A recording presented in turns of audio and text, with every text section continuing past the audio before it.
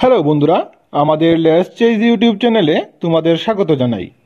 আমাদের আজকের ভিডিওটি বাংলা প্যাডাগজি থেকে তৈরি করা হয়েছে এবং আমাদের আজকের টপিকটি হচ্ছে ভাষা শিক্ষণের পদ্ধতি। তো বন্ধুরা, আজ আমরা এই টপিকটির উপর বিভিন্ন গুরুত্বপূর্ণ প্রশ্নগুলি তোমাদের সাথে বিস্তারিতভাবে আলোচনা করব। বাংলা প্যাডাগজির উপর আমরা আরও অনেকগুলি ভিডিও তৈরি করেছি, তোমরা চাইলে প্লেলিস্টে গিয়ে সেই সব ভিডিওগুলি দেখতে পারো। আর আমাদের ভিডিওটি যদি তোমাদের ভালো লেগে থাকে তাহলে অবশ্যই ভিডিওটিকে লাইক ও অন্যদের সাথে শেয়ার করে দেবে। এবং তোমরা যদি চ্যানেলে নতুন হয়ে থাকো তাহলে অবশ্যই চ্যানেলটিকে সাবস্ক্রাইব করে আমাদের পাশে থাকবে। তাহলে চলো বন্ধুরা, আর বেশি দেরি না করে আমাদের আজকের ভিডিওটি শুরু করা যাক। আমাদের প্রথম প্রশ্নটি হচ্ছে, প্রাক প্রাথমিক স্তরে মাতৃভাষা শিক্ষার পদ্ধতিটি কি? সঠিক উত্তরটি হচ্ছে ইন্দ্রিয় শিক্ষণ পদ্ধতি, অর্থাৎ আমাদের পঞ্চ ইন্দ্রিয়ের মাধ্যমে শিক্ষা, খেলার মাধ্যমে শিক্ষণ, ছড়া আবৃত্তি ও গল্প বলা পদ্ধতি, আরেকটা হচ্ছে চিত্রায়িত পুস্তক ব্যবহার পদ্ধতি। এই চিত্রায়িত পদ্ধতিতে বিভিন্ন চিত্রের বইয়ের সাহায্যে প্রাক প্রাথমিক স্তরে শিক্ষাদান করা হয়। আমাদের দ্বিতীয় প্রশ্নটি হল, প্রাথমিক স্তরে মাতৃভাষা শিক্ষার পদ্ধতিটি কি? চলো সঠিক উত্তরটি দেখে নিই।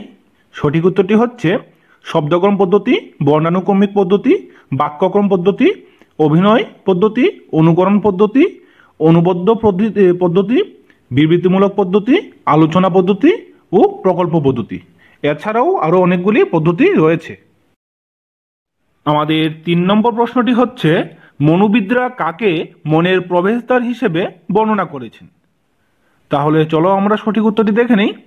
আমাদের সঠিক উত্তরটি হচ্ছে আমাদের ইন্দ্রিয়কে, অর্থাৎ আমাদের ইন্দ্রিয়কে মনোবিদরা মনের প্রবেশদ্বার হিসেবে বর্ণনা করেছেন। আমাদের 4 নম্বর প্রশ্নটি হচ্ছে, শিশু শিক্ষার্থীদের কাছে কোন ইন্দ্রিয় খুব বেশি প্রভাব বিস্তার করে? চলো সঠিক উত্তরটি দেখে নিই। সঠিক উত্তরটি হচ্ছে দর্শনেন্দ্রিয় ও শ্রবণেন্দ্রিয়। এই দুটি ইন্দ্রিয় শিশু শিক্ষার্থীদের কাছে খুব প্রভাব বিস্তার করে। আমাদের 5 নম্বর প্রশ্নটি হচ্ছে, চেষ্টা ও ভ্রান্তির মধ্যে দিয়ে শিশুরা সবকিছু শেখে, কে এই উক্তিটি করেছেন? তাহলে চলো আমরা সঠিক উত্তরটি দেখে নিই। আমাদের সঠিক উত্তরটি হচ্ছে মনোবিদ থর্নডাইক, অর্থাৎ মনোবিদ থর্নডাইক চেষ্টা ও ভ্রান্তির মধ্য দিয়ে শিশুরা সবকিছু শেখে এই উক্তিটি করেছিলেন। আমাদের আজকের 6 নম্বর প্রশ্নটি হচ্ছে, অনুবর্তনই হলো শিশুর শিক্ষালাভের একমাত্র উপায়, কে এই উক্তিটি করেছেন? তাহলে চলো বন্ধুরা আমরা সঠিক উত্তরটি দেখে নেই। আমাদের সঠিক উত্তরটি হচ্ছে আচরণবাদীরা, অর্থাৎ আচরণবাদীরা অনুবর্তনই হলো শিশুর শিক্ষালাভের একমাত্র উপায় এই উক্তিটি করেছিলেন। আমাদের আজকের 7 নম্বর প্রশ্নটি হচ্ছে, থর্নডাইকের শিক্ষণের প্রধান সূত্র কয়টি? তাহলে চলো আমরা সঠিক উত্তরটি দেখে নিই। আমাদের সঠিক উত্তরটি হচ্ছে 3টি, অর্থাৎ থর্নডাইকের শিক্ষণের প্রধান সূত্র হচ্ছে 3টি। বন্ধুরা, তোমরা যদি বাংলা প্যাডাগজির অন্য কোনো টপিক থেকে কোনো ইনফরমেশন আমাদের কাছ থেকে পেতে চাও তাহলে অবশ্যই আমাদেরকে ভিডিওর কমেন্ট সেকশনে বলে দিতে পারো। আমরা চেষ্টা করব খুব তাড়াতাড়ি সেই বিষয়টি সম্পর্কে বিভিন্ন তথ্য সংগ্রহ করে তোমাদেরকে দিয়ে দেওয়ার। তাহলে চলো বন্ধুরা আমরা আমাদের পরের প্রশ্নে চলে যাই।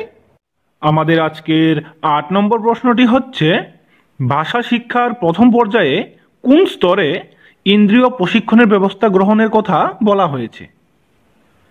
তাহলে চলো বন্ধুরা আমরা সঠিক উত্তরটি দেখে নিই। আমাদের সঠিক উত্তরটি হচ্ছে প্রাক প্রাথমিক স্তরে।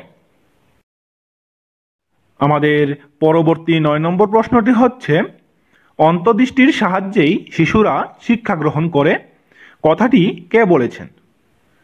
তাহলে চলো বন্ধুরা আমরা সঠিক উত্তরটি দেখে নিই। আমাদের সঠিক উত্তরটি হচ্ছে গ্যাস্টাল্টবাদীরা, অর্থাৎ গ্যাস্টাল্টবাদীরা বলেছেন যে শিশুরা অন্তর্দৃষ্টির সাহায্যেই শিক্ষা গ্রহণ করে। আমাদের আজকের 10 নম্বর প্রশ্নটি হচ্ছে, থর্নডাইকের শিক্ষণের মোট কয়টি সূত্র আছে? তাহলে চলো বন্ধুরা আমরা সঠিক উত্তরটি দেখে নিই। আমাদের সঠিক উত্তরটি হচ্ছে মোট 8টি সূত্র আছে, অর্থাৎ থর্নডাইকের শিখনের মোট 8টি সূত্র রয়েছে।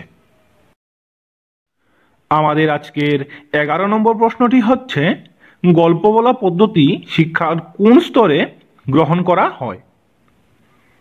তো চলো বন্ধুরা আমরা সঠিক উত্তরটি দেখে নিই। আমাদের সঠিক উত্তরটি হচ্ছে প্রাথমিক স্তরে, অর্থাৎ প্রাথমিক স্তরেই গল্প বলা পদ্ধতির মাধ্যমে শিক্ষার্থীদের শিক্ষাদান করা হয়। আমাদের আজকের 12 নম্বর প্রশ্নটি হচ্ছে, শব্দানুক্রমিক পদ্ধতিতে প্রথমে ও পরে কি শেখানো হয়?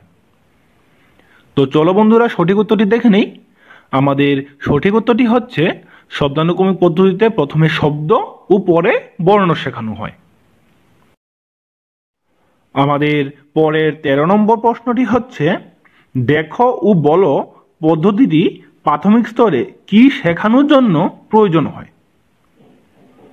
তাহলে চলো বন্ধুরা সঠিক উত্তরটি দেখে নেই। আমাদের সঠিক উত্তরটি হচ্ছে মাতৃভাষা শেখানোর জন্য, অর্থাৎ দেখো ও বলো পদ্ধতিটি প্রাথমিক স্তরে মাতৃভাষা শেখানোর জন্য প্রয়োজন হয়। আমাদের আজকের 14 নম্বর প্রশ্নটি হচ্ছে, শব্দানুক্রমিক পদ্ধতিতে কিভাবে শব্দ উচ্চারণ করা হয়? তাহলে চলো বন্ধুরা আমরা সঠিক উত্তরটি দেখে নেই। আমাদের সঠিক উত্তরটি হচ্ছে বানান করে, অর্থাৎ শব্দানুক্রমিক পদ্ধতিতে বানান করে শব্দ উচ্চারণ করা হয়। বন্ধুরা, আমরা আমাদের আজকের ভিডিওর শেষ প্রশ্নে চলে এসেছি। আমাদের আজকের 15 নম্বর প্রশ্নটি হচ্ছে, ভাষা শিক্ষণের কোন পদ্ধতিটি অমনোবৈজ্ঞানিক? তাহলে চলো বন্ধুরা আমরা সঠিক উত্তরটি দেখে নিই। আমাদের সঠিক উত্তরটি হচ্ছে বর্ণানুক্রমিক পদ্ধতিটি, অর্থাৎ এই পদ্ধতিটি একটি অমনোবৈজ্ঞানিক পদ্ধতি। বন্ধুরা, আমাদের আজকের ভিডিওটি এতটুকু পর্যন্তই। আমরা খুব শিগগিরই ভিডিওটির নেক্সট পার্ট তোমাদের কাছে নিয়ে আসব। ততক্ষণ পর্যন্ত তোমরা এই ভিডিওটিকে ভালোভাবে দেখো এবং ইম্পর্টেন্ট তথ্যগুলি খাতায় লিখে রাখো। আর তোমরা যদি আমাদের চ্যানেলে নতুন হয়ে থাকো তাহলে অবশ্যই চ্যানেলটিকে সাবস্ক্রাইব করে দেবে। আর যদি আমাদের ভিডিওটি ভালো লেগে থাকে তাহলে অবশ্যই ভিডিওটিকে লাইক এবং অন্যদের সাথে শেয়ার করে দেবে। তাহলে দেখা হচ্ছে আবারও একটি নতুন ভিডিওর সাথে। সকলকে ধন্যবাদ।